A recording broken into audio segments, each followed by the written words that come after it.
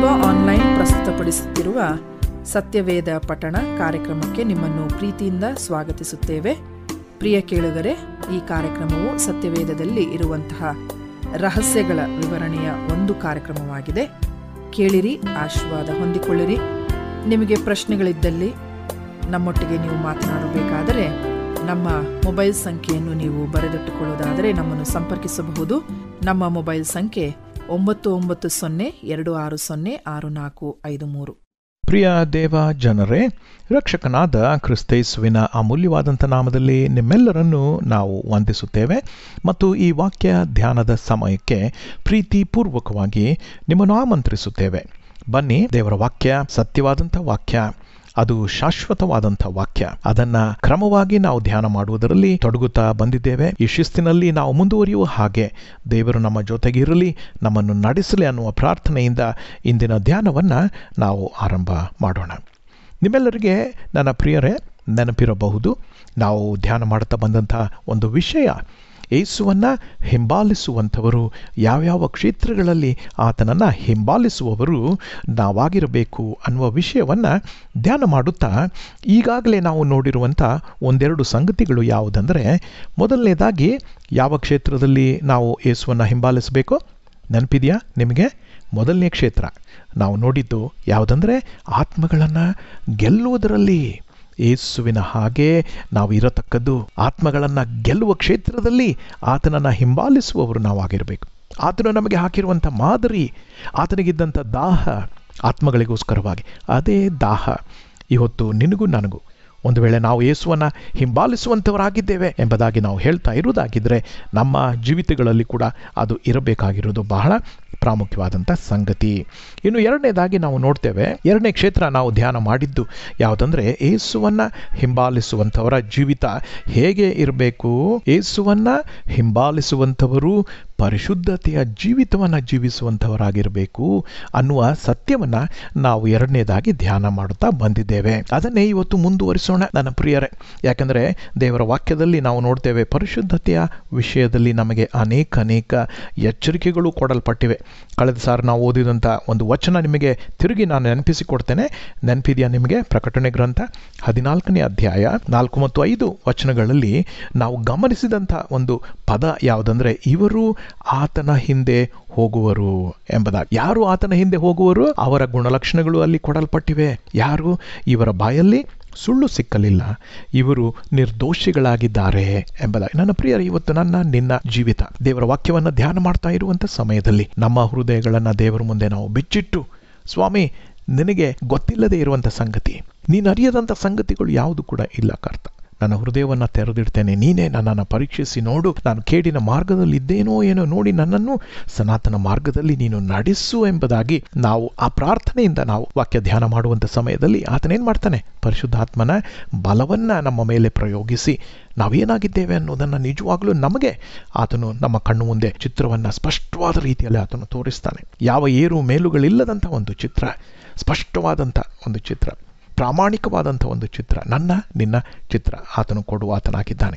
ಹಾಗಿದ್ರೆ ಈ ವಾಕ್ಯಗಳ ಬೆಳಕಿನಲ್ಲಿ ನಮ್ಮ ಜೀವಿತಗಳನ್ನು ನಾವು ಅವಲೋಕಿಸಿ ನೋಡುವಾಗ, ಇವರು ಆತನ ಹಿಂದೆ ಹೋಗುವರು, ನೀನು ನಾನು ಆತನ ಹಿಂದೆ ಹೋಗುತ್ತಾ ಇದ್ದೇವೆಂಬುದಾಗಿ ನಾವು ಹೇಳಬಹುದು, ಜನರಿಗೆ ತೋರಬಹುದು. ಆದರೆ ನೈಜತೆಯಲ್ಲಿ ನಾವು ನಿಜವಾಗಲೂ ಆತನನ್ನು ಹಿಂಬಾಲಿಸ್ತಾ ಇದ್ದೇವೆಯೋ? ನಿಜವಾಗಿಯೂ ಯಥಾರ್ಥವಾಗಿ ಹೃದಯಪೂರ್ವಕವಾಗಿ ಆತನನ್ನು ಹಿಂಬಾಲಿಸ್ತಾ ಇದ್ದೇವೆಯೋ? ಒಂದು ವೇಳೆ ಆ ರೀತಿಯಲ್ಲಿ ಹಿಂಬಾಲಿಸ್ತಾ ಇರುವುದಾಗಿದ್ದರೆ ನಮ್ಮ ಜೀವಿತ ಹೇಗಿರಬೇಕು? ಆತನ ಹಾಗೆ ಯೇಸು ಕ್ರಿಸ್ತನ ಈ ಲೋಕದಲ್ಲಿ ಹೇಗಿದ್ದ? ಪರಿಶುದ್ಧನಾಗಿ ಜೀವಿಸಿದ ಅದೇ ರೀತಿಯಲ್ಲಿ ನಾವು ಕೂಡ ಪರಿಶುದ್ಧರಾಗಿ, ನಮ್ಮ ಬಾಯಲ್ಲಿ ಯಾವ ಸುಳ್ಳು ಕೂಡ ಸಿಗತಕ್ಕದ್ದಲ್ಲ. ನಾವು ಏನಾಗಿರಬೇಕು? ದೋಷಿಗಳು ಎಂಬುದಾಗಿ ನಮ್ಮನ್ನ ಕಡೆಗೆ ಬೊಟ್ಟು ಮಾಡಿ ಯಾರು ಕೂಡ ತೋರಿಸಿದಂಥ ಒಂದು ರೀತಿಯಲ್ಲಿ ನಾವು ಜೀವಿಸಬೇಕು ನನ್ನ ಪ್ರಿಯರೇ. ಅದಕ್ಕೋಸ್ಕರವಾಗಿ ಯೇಸುವನ್ನು ನಾವು ನೋಡುತ್ತಾ ಆತನ ಮಾದರಿ ಎಷ್ಟು ಸುಂದರವಾದ ಮಾದರಿ ಅನ್ನುವುದನ್ನು ನಾವು ಗಮನಿಸಿದ್ದೇವೆ. ನಾನು ಪರಿಶುದ್ಧನಾಗಿರುವ ಹಾಗೆ ನೀವು ಕೂಡ ಪರಿಶುದ್ಧರಾಗಿರ್ರಿ ಎಂಬುದಾಗಿ ಆತನು ನಮಗೆ ಅಪ್ಪಣೆಯನ್ನು ಕೊಟ್ಟಿದ್ದಾನೆ. ಕೇವಲ ಒಂದು ಸಲಹೆ ಅಂತಲ್ಲ, ಅದು ನಮಗೊಂದು ಅಪ್ಪಣೆ ಆಗಿದೆ. ಹೇಗಿರಬೇಕು? ನೀವು ಪರಿಶುದ್ಧರಾಗಿರಬೇಕು. ಎಲ್ಲಿದೆ ಮಾದರಿ? ನಾನೇ ನಿಮಗೆ ಮಾದರಿ. ನನ್ನ ಪ್ರಿಯರೇ, ಈ ಲೋಕದಲ್ಲಿ ಬೇರೆ ಯಾವ ಮಾದರಿಯನ್ನು ಹುಡುಕಾಡ್ತಾ ನೀವು ಹೋಗಬೇಡಿ, ಸಿಕ್ಕಲ್ಲ. ಯಾಕೆಂತಂದರೆ ಯೇಸುವಿನ ಹಾಗೆ ಪರಿಶುದ್ಧರಾಗಿ ಈ ಲೋಕದಲ್ಲಿ ಜೀವಿಸುವವರು ಯಾರು ಕೂಡ ಇಲ್ಲ, ಆತನೊಬ್ಬನೇ. ಅದಕ್ಕೋಸ್ಕರವಾಗಿ ಆತನು ಯಜ್ಞದ ಕುರಿಯಾದಾತನೂ ಆಗಿದ್ದಾನೆ. ಆತನೇ ಯೋಗ್ಯನಾದಂಥ ಒಬ್ಬ ವ್ಯಕ್ತಿ, ನನಗೂ ನಿನಗೂ ನಿನ್ನ ಸ್ಥಾನದಲ್ಲಿ ತನ್ನ ಪ್ರಾಣವನ್ನು ಕೊಡುವುದಕ್ಕೆ, ಈಡು ಕೊಡುವುದಕ್ಕೆ ಬಂದಂಥ ವ್ಯಕ್ತಿ, ಬಂದಂಥ ರಕ್ಷಕನು ಆತನೇ ಆಗಿದ್ದ. ನಾವು ನೋಡುತ್ತಾ ಬಂದಿದ್ದೇವೆ ಯೇಸು ಕ್ರಿಸ್ತನ ಪರಿಶುದ್ಧ ಜೀವಿತದ ವಿಷಯದಲ್ಲಿ ದೇವರ ವಾಕ್ಯ ಅನೇಕ ಕಡೆಗಳಲ್ಲಿ ಅದು ಸಾಕ್ಷಿಯನ್ನು ಕೊಡುತ್ತಾ ಬರ್ತದೆ. ಇಂದು ಯೋಹಾನನ ಸುವಾರ್ತೆಯಲ್ಲಿ 17ನೇ ಅಧ್ಯಾಯ ಅದರಲ್ಲಿ 19ನೇ ವಚನ, ಅದರ ಮೂಲಕವಾಗಿ ನಾವು ಯೇಸುವಿನ ಪರಿಶುದ್ಧತೆಯ ವಿಷಯದಲ್ಲಿ ಮತ್ತು ತನ್ನ ಜೀವಿತದಲ್ಲಿ ಆತನು ಆ ಒಂದು ಪ್ರತಿಷ್ಠಿತ ಜೀವಿತ ಅಥವಾ ಪರಿಪಕ್ವತೆಯ ಜೀವಿತ, ಪರಿಶುದ್ಧತೆಯ ಜೀವಿತಕ್ಕೆ ಎಷ್ಟು ಪ್ರಾಧಾನ್ಯತೆಯನ್ನು ಆತನು ಕೊಟ್ಟ ಎಂಬುದನ್ನು ನಾವು ಈ ವಾಕ್ಯದಲ್ಲಿ ನೋಡ್ತೇವೆ. ಯಾವ ವಾಕ್ಯ? ದಯವಿಟ್ಟು ನಿಮ್ಮ ಸತ್ಯವೇದಗಳಲ್ಲಿ ತೆರೆಯುತ್ತೀರಾ? ಯೋಹಾನನ ಸುವಾರ್ತೆ 17ನೇ ಅಧ್ಯಾಯ 19ನೇ ವಚನ. ಅಲ್ಲಿ ದೇವರ ವಾಕ್ಯ ಈ ರೀತಿಯಲ್ಲಿ ಹೇಳುತ್ತದೆ, ಇವರು ನಿಜವಾಗಿ ಪ್ರತಿಷ್ಠಿತರಾಗಬೇಕು ಎಂದು ಇವರಿಗೋಸ್ಕರ ನಾನು ನನ್ನನ್ನು ಪ್ರತಿಷ್ಠೆಪಡಿಸಿಕೊಳ್ಳುತ್ತೇನೆ. ನೋಡಿ, ಈ ಒಂದು ವಾಕ್ಯ ಯಾರು ಹೇಳ್ತಾ ಇದ್ದಾರೆ? ಯೇಸು ಕ್ರಿಸ್ತನು ತನ್ನ ತಂದೆಯಾದ ದೇವರನ್ನ ಉದ್ದೇಶಿಸಿ ಆತನು ಹೇಳ್ತಾ ಇದ್ದಾನೆ. ಯಾರ ವಿಷಯದಲ್ಲಿ ಹೇಳುತ್ತಾ ಇದ್ದಾನೆ? ತನ್ನ ಶಿಷ್ಯರ ವಿಷಯದಲ್ಲಿ.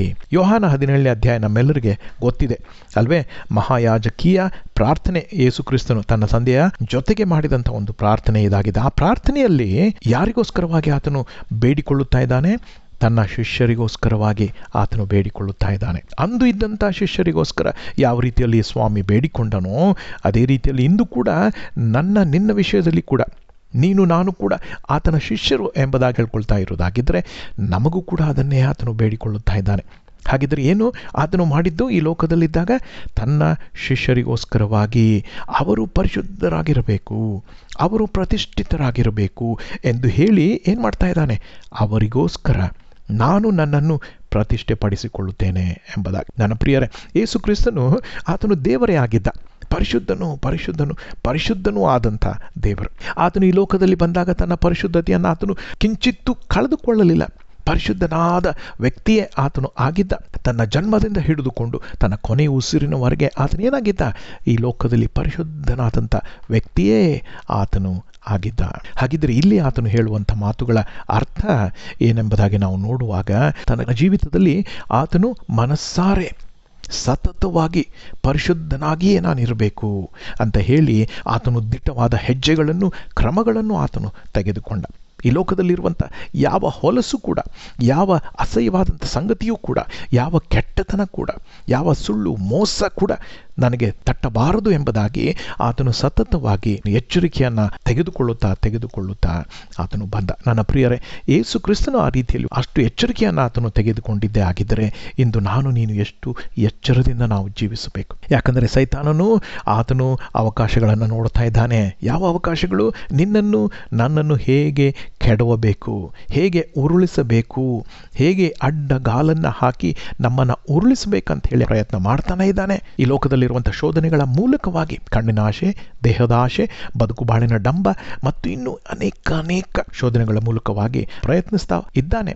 ತನ್ನ ಪ್ರಯತ್ನ ಎಂದಿಗೂ ಬಿಡೋದಿಲ್ಲ. ಅದಕ್ಕೋಸ್ಕರ ಇಂದು ನಾವು ಯೇಸುವನ್ನು ನಮ್ಮ ಮಾದರಿಯನ್ನಾಗಿ ನಾವು ಮುಂದಿಟ್ಟುಕೊಂಡು ಹೋಗುವಾಗ ಯಾವ ರೀತಿಯಲ್ಲಿ ಆತನು ಎಚ್ಚರಿಕೆಯ ಜೀವಿತ, ಪರಿಶುದ್ಧನಾಗಿ ನಾನು ಇರಬೇಕು ಎಂಬುದಾಗಿ ಎಲ್ಲ ಎಚ್ಚರಿಕೆಯನ್ನು ಆತನು ಹೇಗೆ ವಹಿಸಿದನೋ ಅದೇ ರೀತಿಯಲ್ಲಿ ನಾವು ಕೂಡ ಎಲ್ಲ ಥರವಾದ ಎಚ್ಚರಿಕೆಗಳನ್ನು ಇಟ್ಟುಕೊಂಡು ನಾವು ಹೋಗಬೇಕಾಗಿರುವುದು ಬಹಳ ಪ್ರಾಮುಖ್ಯವಾದಂಥ ಸಂಗತಿ. ನನ್ನ ಪ್ರಿಯರೇ, ಇಂದು ನೆನಪಿಟ್ಟುಕೊಳ್ಳೋಣ, ಯಾವುದು? ನಮ್ಮ ದೇಹ ಬಲಹೀನವಾಗಿದೆ ಅಲ್ವೇ? ನಮ್ಮ ಮಾಂಸ ಬಲಹೀನವಾಗಿದೆ. ನಮ್ಮ ಆತ್ಮ ಗಟ್ಟಿಯಾಗಿದ್ದಿರಬಹುದು, ನಮ್ಮ ಮನಸ್ಸು ಗಟ್ಟಿಯಾಗಿದ್ದಿರಬಹುದು, ಆದರೆ ನಮಗಿರುವಂಥ ಈ ಶರೀರ ಅದು ಬಲಹೀನವಾಗಿದೆ. ಅದಕ್ಕೋಸ್ಕರವಾಗಿ ಯೇಸು ಕ್ರಿಸ್ತನು ತನ್ನ ಶಿಷ್ಯರಿಗೆ ಕೊಟ್ಟಂಥ ಒಂದು ಎಚ್ಚರಿಕೆಯ ಮಾತು ನೆನಪಿದೆಯಾ ನಿಮಗೆ? ಎಚ್ಚರವಾಗಿದ್ದು ಪ್ರಾರ್ಥಿಸಿರಿ. ಯಾಕೆ? ಇಲ್ಲವಾದರೆ ನೀವು ಶೋಧನೆಗಳಲ್ಲಿ ಬಿದ್ದು ಹೋಗೀರಾ ಎಂಬುದಾಗಿ ಎಚ್ಚರಿಕೆಯನ್ನು ಆತನು ಕೊಡ್ತಾ ಇದ್ದಾನೆ. ಅದಕ್ಕೋಸ್ಕರವಾಗಿ ಈ ಲೋಕದಲ್ಲಿ ನಾವು ಪವಿತ್ರ ಜೀವಿತ ನಾವು ಜೀವಿಸಬೇಕಾದರೆ ಎಲ್ಲ ಥರದ ಎಚ್ಚರಿಕೆಗಳನ್ನು ನಾವು ಇಟ್ಕೊಂಡು ಸೈತಾನನ ಶೋಧನೆಗಳನ್ನು ಹೇಗೆ ಜಯಿಸಬೇಕು ಅನ್ನೋದನ್ನು ಕೂಡ ನಾವು ಕಲಿಯುತ್ತಾ, ಅದನ್ನು ಪ್ರಯತ್ನಿಸುತ್ತಾ, ಅದನ್ನು ರೂಢಿ ಮಾಡಿಕೊಳ್ಳುತ್ತಾ ನಡೆಯಬೇಕಾಗಿರೋದು ಬಹಳ ಪ್ರಾಮುಖ್ಯವಾದಂಥ ಸಂಗತಿ. ಯೋಹಾನ 8ನೇ ಅಧ್ಯಾಯದಲ್ಲಿ 12ನೇ ವಚನದಲ್ಲಿ ಯೇಸು ಕ್ರಿಸ್ತನು ಮತ್ತೆ ತಿರುಗಿ ಈ ರೀತಿಯಲ್ಲಿ ಹೇಳ್ತಾನೆ. ಏನಂದರೆ, ಯೇಸು ತಿರುಗಿ ಅವರ ಸಂಗಡ ಮಾತಾಡಲಾರಂಭಿಸಿ, ನಾನೇ ಲೋಕಕ್ಕೆ ಬೆಳಕು, ನನ್ನನ್ನು ಅನುಸರಿಸುವವನು ಕತ್ತಲೆಯಲ್ಲಿ ನಡೆಯದೆ ಜೀವ ಕೊಡುವ ಬೆಳಕನ್ನು ಹೊಂದಿದವನಾಗಿರುವನು ಎಂದು ಹೇಳಿದನು ಎಂಬುದಾಗಿ ನಾವು ನೋಡುತ್ತೇವೆ. ಇದರ ಅರ್ಥ ಏನು? ಆತನನ್ನು ಅನುಸರಿಸಿ ನಡೆಯುವವರು ಯಾವುದರಲ್ಲಿ ನಡೆಯುವುದಿಲ್ಲ? ಅಪವಿತ್ರ ಜೀವಿತದಲ್ಲಿ ನಡೆಯುವುದಿಲ್ಲ, ಕತ್ತಲೆಯಲ್ಲಿ ನಡೆಯುವುದಿಲ್ಲ. ಅಪರಿಶುದ್ಧರಾಗಿ ಜೀವಿಸುವ ಎಲ್ಲ ಶೋಧನೆಗಳನ್ನು ಜಯಿಸಿ ಅವರು ಮುಂದೆ ಹೋಗ್ತಾರೆ, ಬೆಳಕಿನಲ್ಲಿ ಅವರು ನಡೆಯುತ್ತಾರೆ ಅನ್ನುವಂಥ ಆಶ್ವಾಸನೆಯನ್ನು ಇಲ್ಲಿ ಆತನು ಕೊಡುವ ಆತನಾಗಿದ್ದಾನೆ. ಅದಕ್ಕೋಸ್ಕರವಾಗಿ ಸೈತಾನನ ವಿಷಯದಲ್ಲಿ ನಾವು ನಿಷ್ಕಾಳಜಿಯನ್ನು ವಹಿಸುವುದು ಬೇಡ, ಹಗುರು ಭಾವನೆಯನ್ನು ನಾವು ಹೊಂದುವುದು ಬೇಡ. ಯಾಕೆ ಗೊತ್ತಾ? ಯಾಕಂದರೆ ನಮಗೆ ತಿಳಿಯದಂಥ ಗಳಿಗೆಯಲ್ಲಿ, ನೆನೆಸದ ಗಳಿಗೆಯಲ್ಲಿ ಅಲ್ವೇ ದೇವರ ವಾಕ್ಯ ನಮ್ಮನ್ನು ಎಚ್ಚರಿಸ್ತದೆ. ನಿಂತಿದ್ದೇನೆಂದು ನೆನೆಸುವವನು ಬೀಳದಂತೆ ಎಚ್ಚರಿಕೆ ಆಗಿರಲಿ ಎಂಬುದಾಗಿ. ಅದಕ್ಕೋಸ್ಕರ ನಿನ್ನನ್ನು ನನ್ನನ್ನು, ನನ್ನ ಪ್ರಿಯರೇ, ಯೋಚನೆ ಮಾಡಿ, ಕಳೆದ ದಿನಗಳಲ್ಲಿ ಎಷ್ಟು ಸಾರಿ ನೀನು ನಾನು ಬಿದ್ದಿದ್ದೇವೆ ಅಲಕ್ಷ್ಯತನದಿಂದ ಅಲ್ವೇ? ಅನೇಕ ಆವರ್ತಿ ನಮ್ಮ ಬಗ್ಗೆ ನಾವು ಎಚ್ಚರವನ್ನು ವಹಿಸಿಲ್ಲ, ಪರಿಶುದ್ಧರಾಗಿ ಜೀವಿಸಬೇಕನ್ನುವ ಅಪ್ಪಣೆಯನ್ನು ಮರೆತು ಹೋಗಿದ್ದೇವೆ. ಯೇಸುವಿನ ಹಿಂಬಾಲಕರು ನಾವಾಗಿದ್ದೇವೆ ಅನ್ನುವುದನ್ನೇ ನಾವು ಮರೆತು ಬಿಟ್ಟು ಏನು ಮಾಡ್ತಾ ಇದ್ದೇವೆ?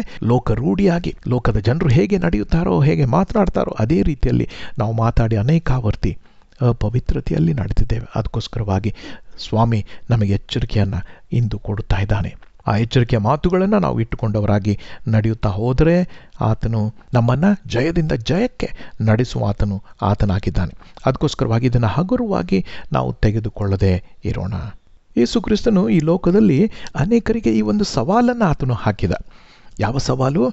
ಯಾರಾದರೂ ನನ್ನಲ್ಲಿ ಪಾಪವನ್ನು ನೀವು ತೋರಿಸಿಕೊಡ್ತೀರಾ ಎಂಬುದಾಗಿ ಹೇಳುವಾಗ ಏನು ಉತ್ತರ ಸಿಕ್ತು? ಯಾರು ಕೂಡ ಬಾಯಿ ತೆರೆಯಲಿಲ್ಲ. ಯಾಕಂದರೆ ಯೇಸುವಿನ ವಿಷಯದಲ್ಲಿ ಹೇಳಲಿಕ್ಕೆ, ತೋರಿಸಲಿಕ್ಕೆ ಯಾವ ತಪ್ಪು ಕೂಡ ಇರಲಿಲ್ಲ.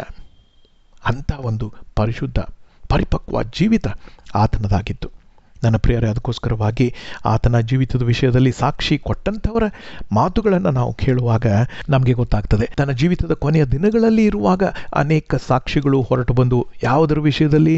ಆತನ ಪರಿಶುದ್ಧತೆಯ ವಿಷಯದಲ್ಲಿ ಬರುವಂಥ ಸಾಕ್ಷಿಗಳು. ಪಿಲಾತನು ನೋಡಿ, ಆತನು ಏನು ಹೇಳ್ತಾ ಇದ್ದಾನೆ? ಈ ಮನುಷ್ಯನಲ್ಲಿ ನನಗೆ ಯಾವ ತಪ್ಪೂ ಕಾಣಿಸಲಿಲ್ಲ ಎಂಬಂಥ ಸಾಕ್ಷಿ. ನೋಡಿ, ಆತನು ನ್ಯಾಯ ವಿಚಾರಣೆಯನ್ನು ಮಾಡ್ತಾ ಇದ್ದಾನೆ. ಯೇಸುವಿನ ವಿಷಯದಲ್ಲಿ ಅನೇಕ ಸಂಗತಿಗಳನ್ನು ಆತನು ತಿಳ್ಕೊಂಡಿದ್ದಾನೆ. ಆಮೇಲೆ ಜನರ ಮುಂದೆ ಬಂದು ಆತನು ಕೊಡುವಂಥ ಸಾಕ್ಷಿ ಏನು? ನೋಡ್ರಪ್ಪ, ಈ ಮನುಷ್ಯ, ಇವನಲ್ಲಿ ನನಗೆ ಏನು ಕೂಡ ತಪ್ಪು, ಏನು ಕೂಡ ದೋಷ ಕಾಣಲಿಲ್ಲ ಅನ್ನುವಂಥ ಸಾಕ್ಷಿ ಪಿಲಾತನು ಕೊಡ್ತಾ ಇದ್ದಾನೆ. ಇನ್ನು ಪಿಲಾತನ ಹೆಂಡತಿ ನೆನಪಿದೆಯಾ? ಯಾವ ಸಾಕ್ಷಿಯನ್ನು ಅವಳು ಕೊಟ್ಲು ಅಂತ ಹೇಳಿ? ಆತನ ಗೊಡವೆಗೆ ನೀನು ಹೋಗಬೇಡ, ಆತನು ನೀತಿವಂತನಾಗಿದ್ದಾನೆ ಎಂಬಂಥ ಸಾಕ್ಷಿ ಪಿಲಾತನ ಹೆಂಡತಿಯೂ ಕೂಡ ಕೊಡ್ತಾ ಇದ್ದಾಳೆ. ಇನ್ನು ಹೆರೋದನ ಸಾಕ್ಷಿ ಏನಿದೆ? ಮರಣ ಶಿಕ್ಷೆಯನ್ನು ಕೊಡುವಂಥ ತಪ್ಪನ್ನು ಈತನೇನೂ ಮಾಡಿಲ್ಲ ಎಂಬಂಥ ಸಾಕ್ಷಿಯನ್ನು ಜನರ ಮುಂದೆ ಹೆರೋದನು, ಅರಸನಾದ ಹೆರೋದನು ಕೊಡ್ತಾ ಇದ್ದಾನೆ. ಇನ್ನು ಶಿಲ್ಪೆ ಮೇಲೆ ಇದ್ದಂಥ ಆ ಕಳ್ಳರನ್ನು ನೋಡ್ರಿ, ಅದರಲ್ಲಿ ಒಬ್ಬ ಕಳ್ಳ ಅವನೇನು ಹೇಳ್ತಾ ಇದ್ದಾನೆ? ನಾವು ಏನು ಪಡ್ತಾ ಇದ್ದೇವೆ ಇದು ನಿಜವಾಗ್ಲೂ ನಮಗೆ ಯೋಗ್ಯವಾದಂಥ ಶಿಕ್ಷೆ ಆಗಿದೆ, ಆದರೆ ಈ ಮನುಷ್ಯ ಅಂಥದ್ದೇನೂ ಮಾಡಿಲ್ಲ, ನಾವು ಮಾಡಿದಂಥ ಅಂಥ ತಪ್ಪುಗಳನ್ನು ಯಾವುದು ಕೂಡ ಈತನು ಮಾಡಿಲ್ಲ, ಈತನು ನೀತಿವಂತನಾಗಿದ್ದಾನೆ ಅನ್ನುವಂಥ ಸಾಕ್ಷಿ ಆ ಕಳ್ಳನು ಕೂಡ ಕೊಟ್ಟ.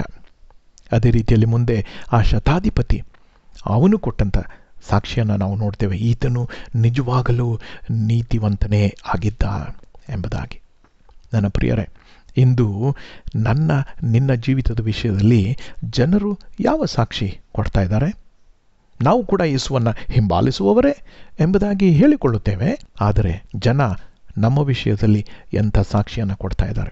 ಹೌದಪ್ಪ, ಇವರು ನಿಜವಾಗಲೂ ನೀತಿವಂತರು, ಇವರು ಯಾವಾಗಲೂ ಸತ್ಯ ಮಾತನಾಡುವಂಥ ಜನರಾಗಿದ್ದಾರೆ, ಹೌದಪ್ಪ ಇವರು ಪ್ರಾಮಾಣಿಕರಾದಂಥ ಜನರು, ಈ ಲೋಕದ ಕೆಟ್ಟ ವ್ಯವಹಾರಗಳಲ್ಲಿ ಎಂದಿಗೂ ಕೈ ಹಾಕುವಂಥ ಜನರು ಇವರಲ್ಲ, ಇವರನ್ನು ನಂಬಬಹುದು, ಇವರ ಮೇಲೆ ಭರವಸೆಯನ್ನು ಇಡಬಹುದು ಅನ್ನುವಂಥ ಸಾಕ್ಷಿಯ ಮಾತುಗಳು, ಒಳ್ಳೆಯ ಸಾಕ್ಷಿಯ ಮಾತುಗಳು ಇವತ್ತು ಜನರು ನಿನ್ನ ವಿಷಯದಲ್ಲಿ ಹೇಳುತ್ತಾ ಇದ್ದಾರೋ?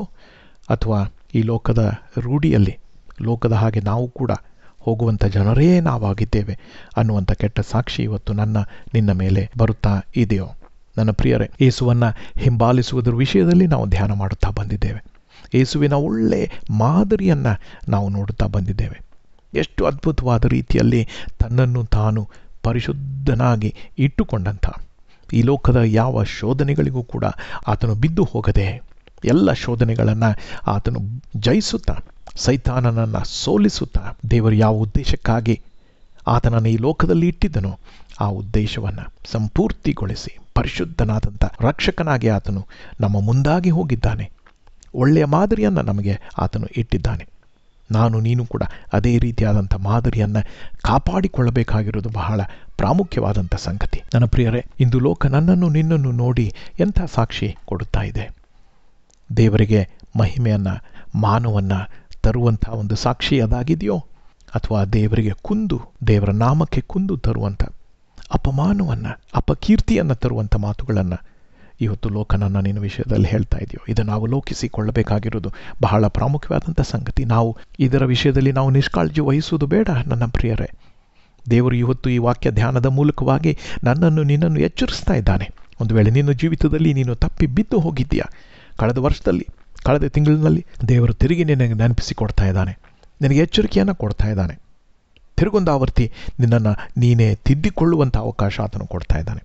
ಆ ರೀತಿಯಲ್ಲಿ ಮಾಡಲಿಕ್ಕೆ ಇವತ್ತು ಸಿದ್ಧಳಿದ್ದೀಯಾ? ದೇವರು ಕಾಯ್ತಾ ಇದ್ದಾನೆ. ಪ್ರಾರ್ಥನೆ ಮಾಡಿ ನಮ್ಮ ಧ್ಯಾನವನ್ನು ಮುಗಿಸೋಣ. ನಮ್ಮ ರಕ್ಷಕನೇ, ನಮ್ಮ ಒಡೆಯನೇ, ಹೌದಪ್ಪ, ಎಂಥ ಸುಂದರವಾದ ಒಳ್ಳೆಯ ಮಾದರಿಯನ್ನು ನಮಗೋಸ್ಕರ ನೀನು ಬಿಟ್ಟು ಹೋಗಿದ್ದೀಯಲ್ಲ. ಪರಿಶುದ್ಧ ಜೀವಿತದ ಸುಂದರವಾದ ಮಾದರಿ. ನಾವು ಕರ್ತ ನಿನ್ನನ್ನು ಹಿಂಬಾಲಿಸುವಂಥವರು ನಾವಾಗಿದ್ದೇವೆ ಎಂಬುದಾಗಿ ಹೇಳುತ್ತಾ ಇರುವಂಥ ಸಮಯದಲ್ಲಿ ನಮ್ಮನ್ನು ನಾವೇ ಅವಲೋಕಿಸಿಕೊಂಡು ನೋಡಿ ಕರ್ತ, ನಾವು ತಪ್ಪಾದ ಮಾರ್ಗದಲ್ಲಿ ಇರುವುದಾಗಿದ್ದರೆ ನಮ್ಮನ್ನು ನಿನ್ನ ದಿವ್ಯ ಮಾರ್ಗದಲ್ಲಿ ನಡೆಸು ಕರ್ತ, ಪವಿತ್ರ ಮಾರ್ಗದಲ್ಲಿ ನಡೆಸು ಕರ್ತ, ನೀತಿಯ ಮಾರ್ಗದಲ್ಲಿ ನಮ್ಮನ್ನು ನೀನು ನಡೆಸು. ಲೋಕಕ್ಕೆ ಸ್ವಾಮಿ ನಿನ್ನ ಸಾಕ್ಷಿಗಳಾಗಿ ನಾವು ಇರಲಿಕ್ಕಾಗುವಂತೆ, ನಿನ್ನ ಹಾಗೆ ಕರ್ತ ಒಳ್ಳೆಯ ಜಗಿಸುವಂಥ ಒಂದು ಪವಿತ್ರತೆಯ ಸಾಕ್ಷಿಯನ್ನು ನಾವು ಕಾಪಾಡಿಕೊಳ್ಳಿಕ್ಕಾಗುವಂತೆ ನಮ್ಮನ್ನು ನಿನ್ನ ಆತ್ಮನಿಂದ ತುಂಬಿಸಿ, ನಮ್ಮನ್ನು ಬಲಪಡಿಸಿ ನಡೆಸಿ, ಎಲ್ಲ ಮಹಿಮೆಯನ್ನು ನೀನು ಹೊಂದು ಎಂಬುದಾಗಿ ನಮ್ಮ ರಕ್ಷಕನಾಗಿರುವ ಕ್ರಿಸ್ತೇಸುವಿನ ಅಮೂಲ್ಯವಾದಂಥ ನಾಮದಲ್ಲಿ ನಂಬಿಕೆಯಿಂದ ಬೇಡಿ ಹೊಂದಿದ್ದೇವೆ ನಮ್ಮ ತಂದೆಯೇ. ಆಮೇನ್.